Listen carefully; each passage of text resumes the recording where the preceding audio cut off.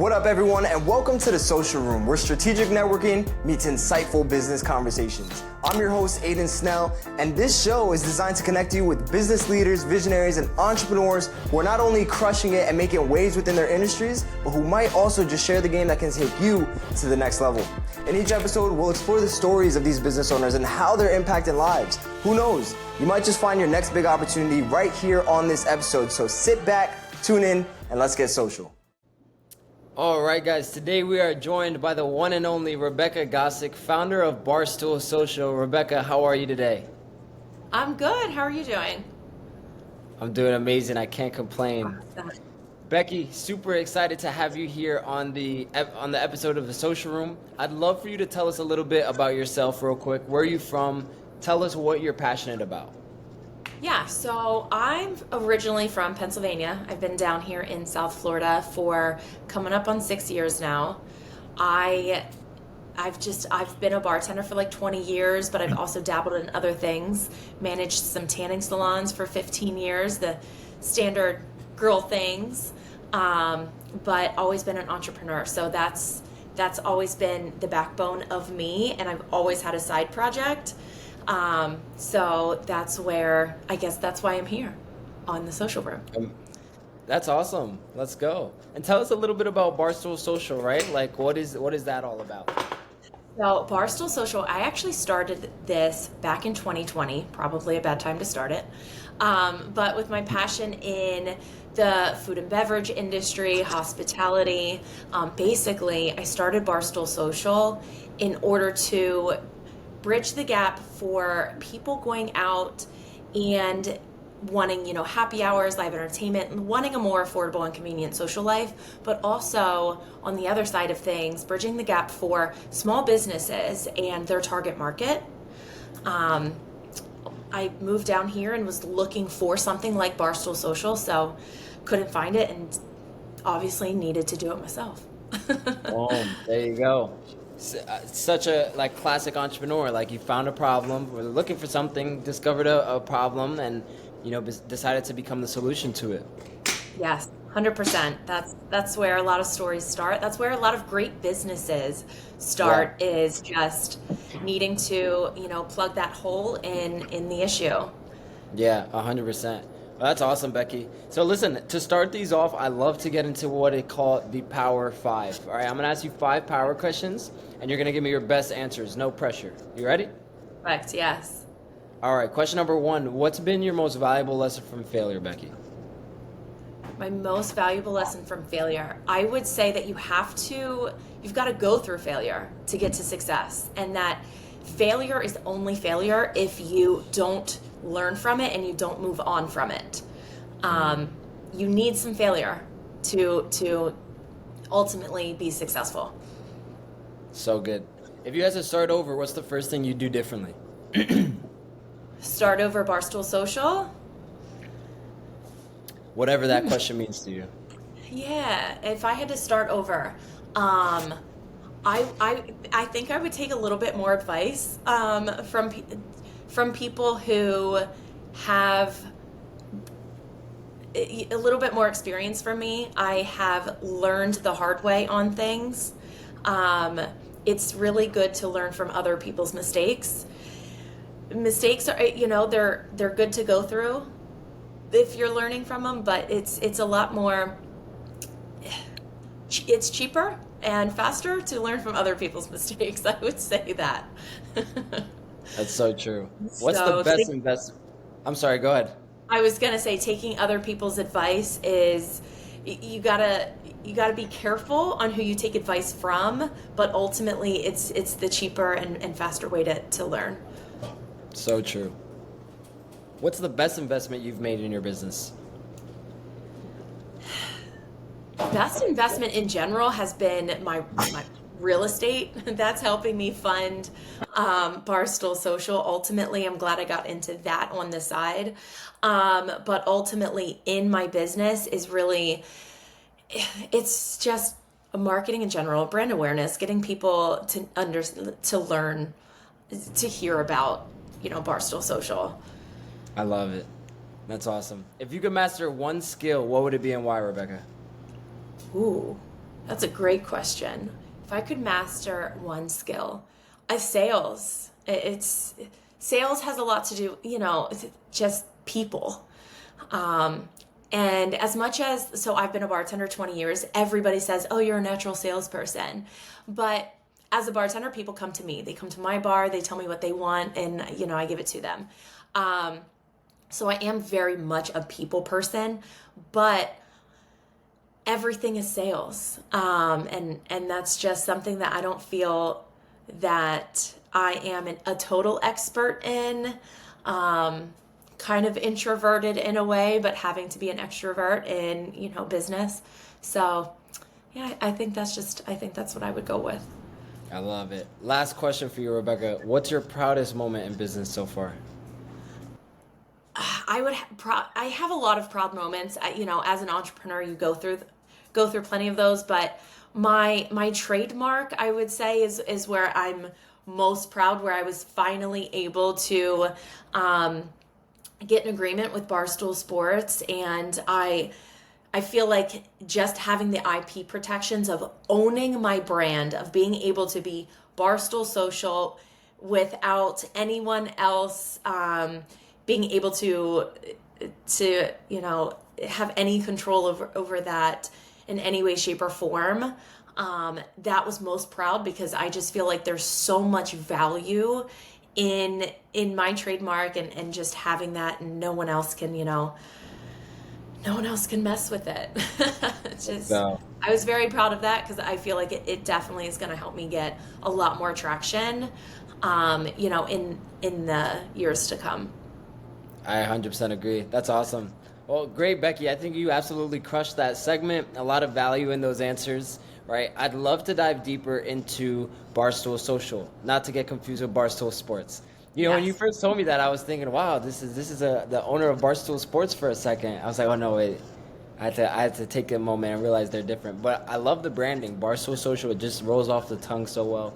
Tell me how you got started in this space, right? Like, I know you mentioned it a little bit more, like in the beginning of the call, how like you were searching for something like it and it didn't exist. But I'd love to hear a little bit more on that journey into how it became and grew into what it is today.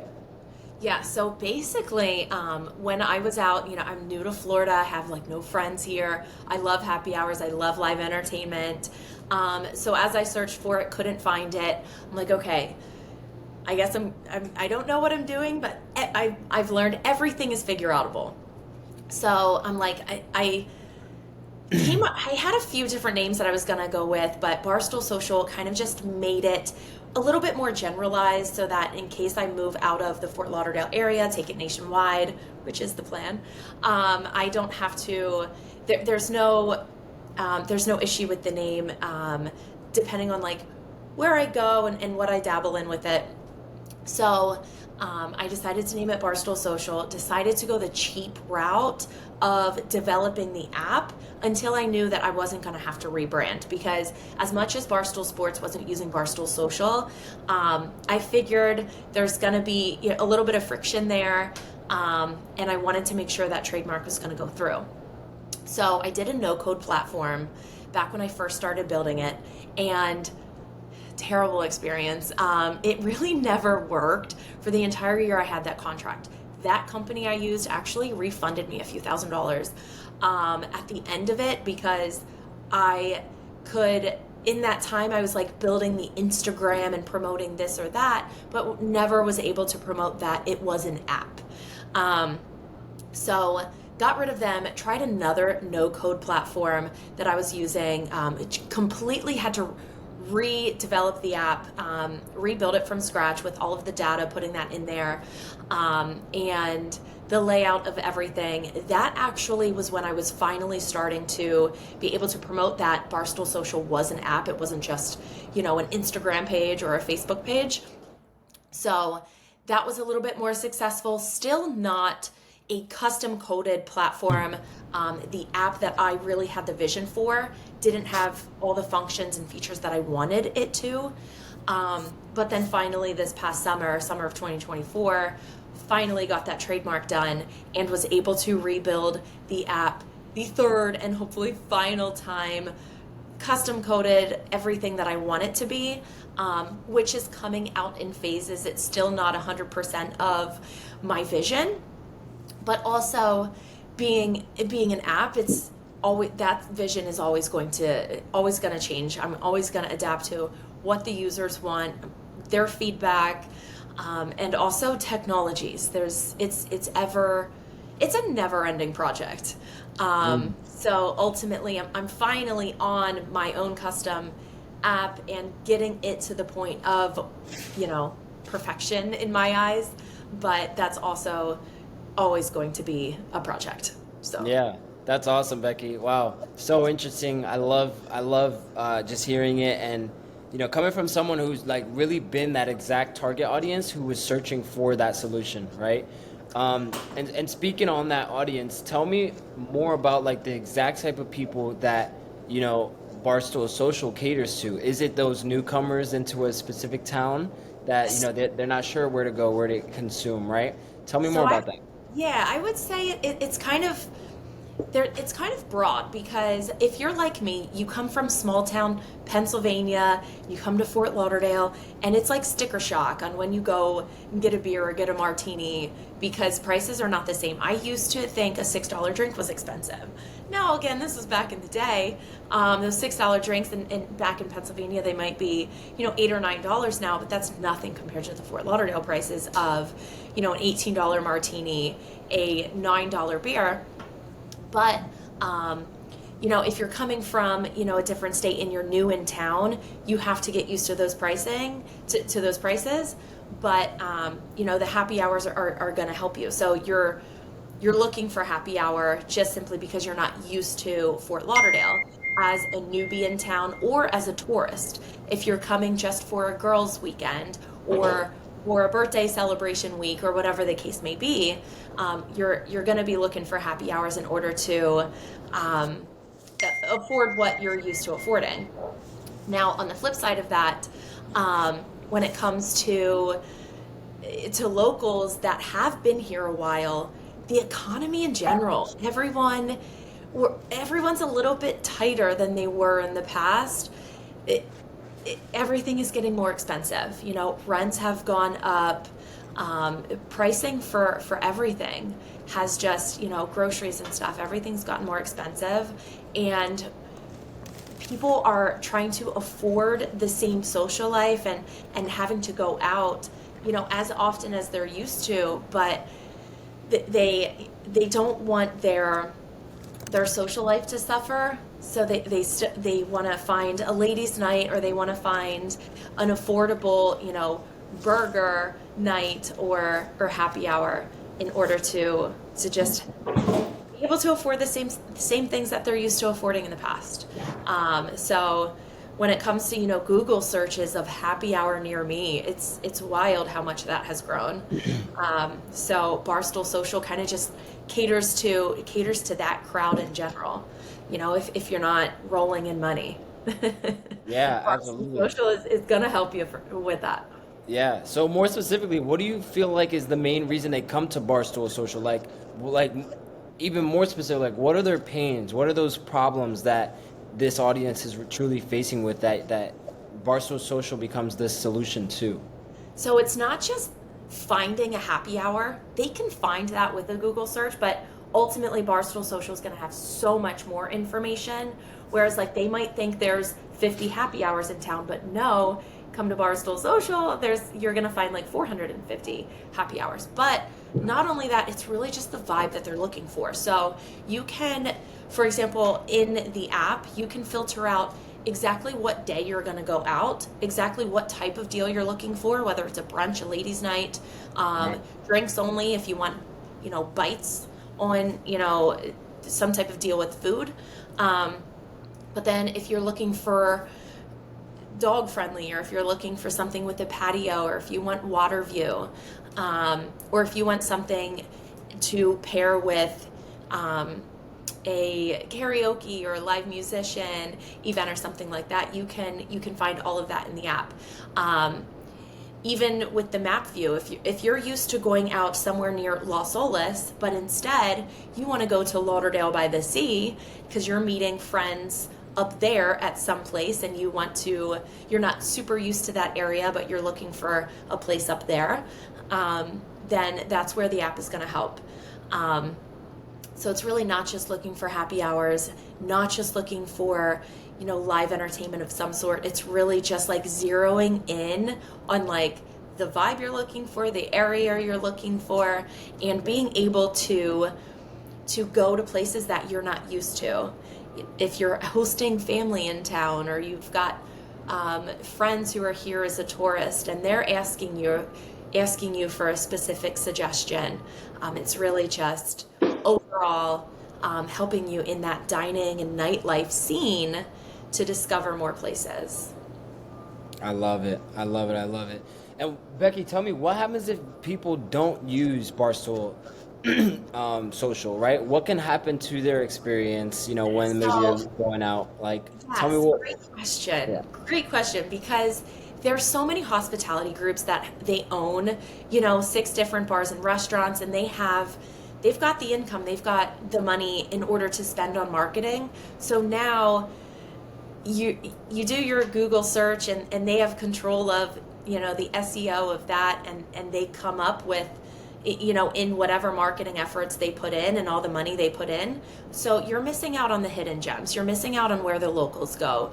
You're now possibly getting, roped into a tourist trap, and you're not really able to discover the real Fort Lauderdale area. Before I lived here, I thought Fort Lauderdale was the beach area. I didn't know much about Las Olas. I didn't know much about downtown.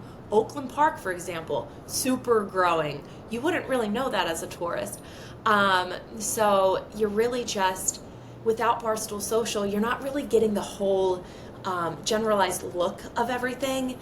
You're possibly just getting pulled into a tourist trap that is those bigger, and I'm not, shitting on those places. Like, there's some great spots that have a lot of money for their marketing, and there's a reason that they're able to pull in, people just from, their Google marketing efforts or whatever. But ultimately, there are so many more hidden gems and so many great places that are small business that they just don't have the budget to market as much or to be discovered. And that's where I love how like Barstool Social comes in and is able to help those places get discovered, so that overall it helps the people who are going out, but it helps the small business too. I love it. Can you tell me about maybe like some client success stories that you've been able to fulfill on? I'd love to know like the type of transformation people have seen in their lives from using Barstool Social.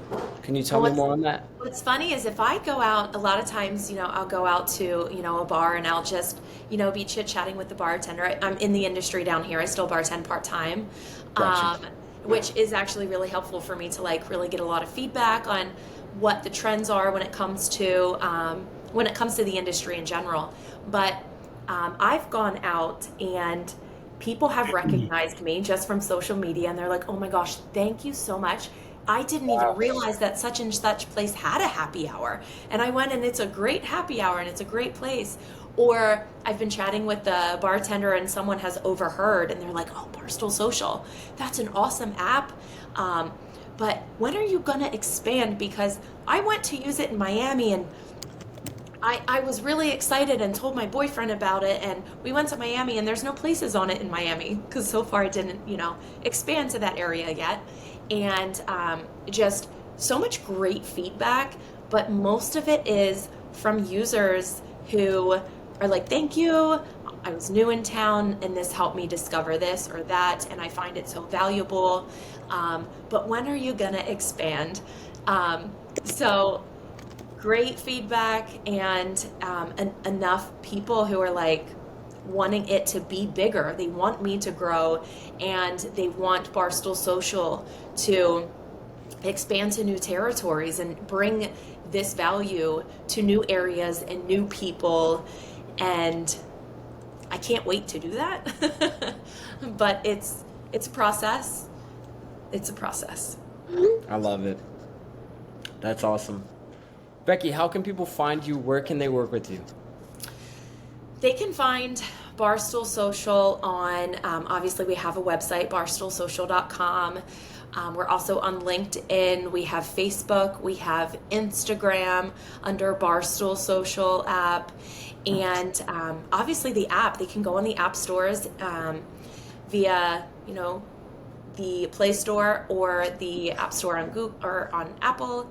And I invite everybody to download it and check it out, let it bring you some value, and also bring us some feedback. I want to know more about what the users are thinking about the experience. We really put a lot of time and money into bringing a better user experience into the app, and I'm always, wanting to hear from the users and let me know how we can improve and what you're hoping is coming in the future. Because we definitely have a lot of things in the pipeline, but I want to make sure it's matching up with what people are wanting. Yeah, no, absolutely. Let's go. Amazing. Any last words for the audience? No, ultimately, we're doing what we need to do. I am fundraising. That is, basically selling some equity of Barstool Social in order to make these next big business moves happen. And so that's one of the focuses of 2025 is to really expand and get all of the kinks worked out in the Fort Lauderdale area so that we can take this to new places and more users and really bring value to more people and more businesses. A lot of the businesses are like, yeah, we're seeing a lot of these users come in from Barstool Social, and it's really exciting. And I love to hear that, and I want to hear it so much more from everyone, from both sides, users and businesses. I love to hear that it brings value. Let's go, Becky. Well, it's been an honor. It's been a pleasure having you. Thanks so much for joining us on The Social Room. Yes, thank you for inviting me. This has been exciting. I love to talk about it, and thank you so much. Absolutely. And that is a wrap on this episode of The Social Room. I hope you found some great insights and maybe even some potential opportunities and ideas. Remember, the connections you make today could be the game changers of tomorrow. If you're interested in continuing the conversation or exploring potential partnerships, don't hesitate to reach out. Don't forget to subscribe, leave a review, and share this with a friend who needs to hear it. Stay tuned until next time.